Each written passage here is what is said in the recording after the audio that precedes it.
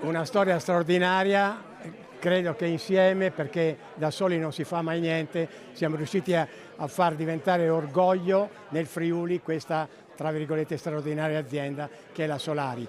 Celebrati 300 anni dalla fondazione della Solari, datata 1725 a Pesaris, nel comune di Prato Carnico, dove nacque come fabbrica di orologi.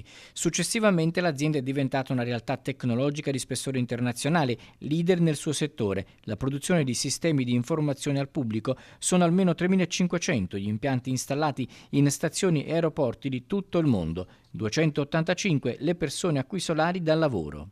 Per l'occasione il Ministero delle Imprese del Made in Italy ha celebrato Solari con l'emissione di un francobollo. Eccoci. Una grande azienda con una grande storia che non va perduta e così è stato. Adesso l'azienda va molto bene, funziona bene, vende in tutti i mercati internazionali ed è uno dei grandi marchi di cui l'Italia è orgogliosa nel mondo. Quindi come friulani siamo orgogliosi doppiamente. Fa parte della storia della nostra terra, storia della Carnia, storia di Udine, però con una capacità enorme di guardare al mondo e di confrontarsi col mondo e di essere competitiva a livello globale.